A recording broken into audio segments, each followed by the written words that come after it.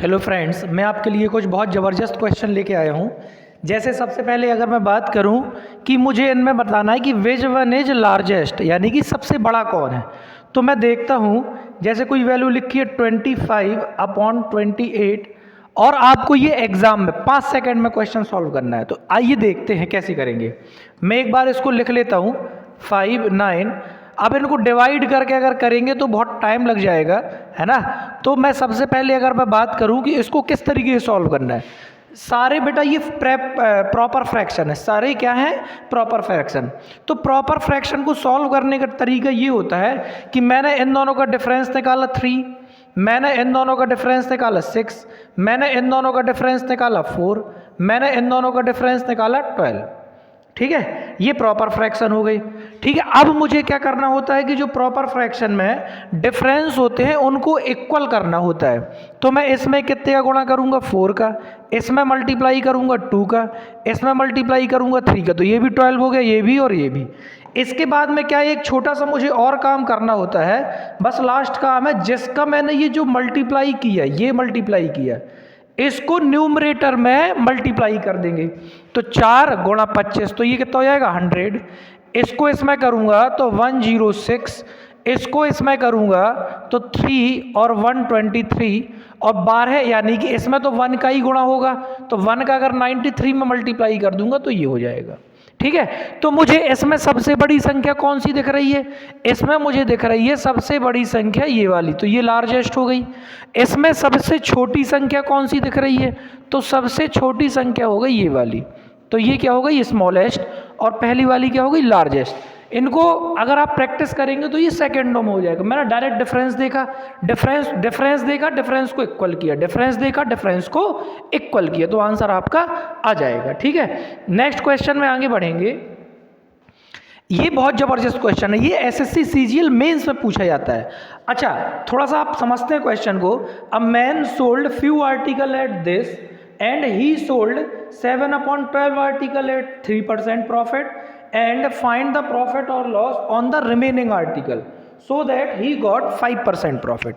तो मैं अगर आपसे बात करूं कि अगर आपने कहीं ये वैल्यू सॉल्व करने लग गए तो फिर ये कभी सॉल्व हो ही नहीं सकता है।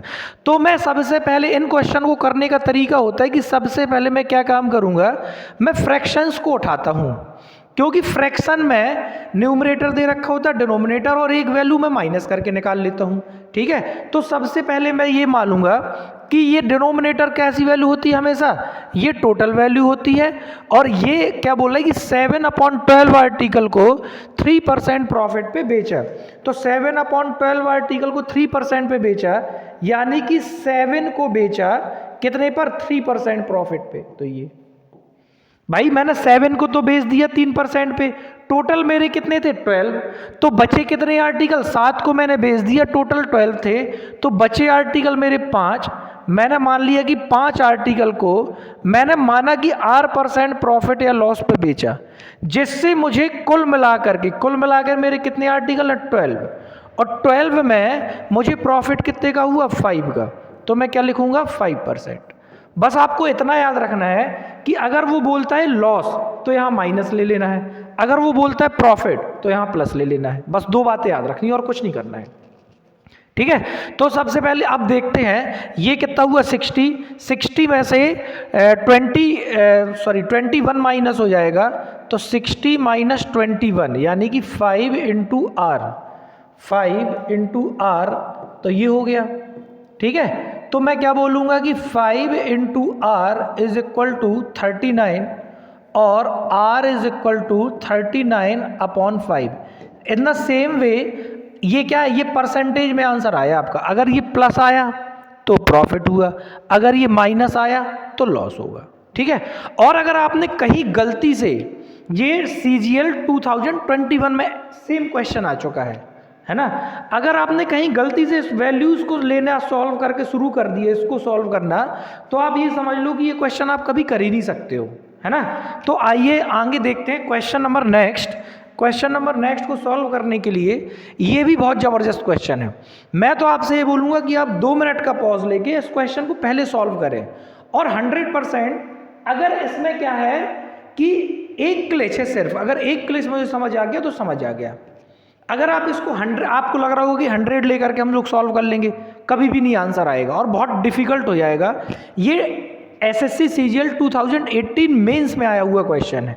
तो सबसे पहले मैं बात करूं, एक आदमी, अ man sold N half of the number fruit. जैसे कोई आदमी है वो डेली आधे मतलब पूरे फ्रूट ले जाता है, आधे उसने सोल्ड कर दिए, जो बच गए उसको वो घर ले आया, और जब वो घर लाया, घर आके बैठा और रात उसने गुजारी, तो आधे में से जो घर लेके आया उसका 10% फ्रूट क्या हो गए, खराब हो गए। अगर मैं आपको एक लाइन समझा देता हूं तो ये सारा क्वेश्चन सॉल्व हो जाएगा, इसमें कुछ भी नहीं है, ठीक है। लेकिन अगर आप वो लाइन नहीं समझेंगे तो आप कभी इस क्वेश्चन को कर ही नहीं सकते, ठीक है।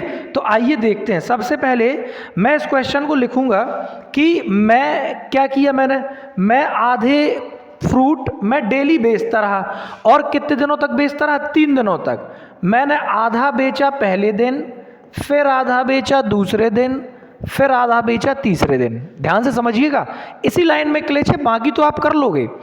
उसके बाद मैंने 10% फ्रूट मेरे खराब हुए पर नाइट, फिर मेरे 10% फ्रूट फिर खराब हुए, फिर मेरे 10% फ्रूट फिर खराब हुए। अब आप इसको देखें कि ये टोटल वैल्यू कितनी बन गई। इनको अगर मैं मल्टीप्लाई करूंगा तो टोटल वैल्यू हो गई 8000, है ना। बस मेन क्लिच ये था, अगर मेन क्लिच आप समझ गए कि मैं यहाँ पे 100 ना लेकर के 8000 लूँगा, तो 100% आपका आंसर एक बार में ही आ जाएगा। अगर आपने अगर 100 लिया, आपने सोचा कि मैं 100 लेकर के सॉल्व कर लूँगा, कभी भी सॉल्व नहीं हो सकता, हो ही नहीं सकता है।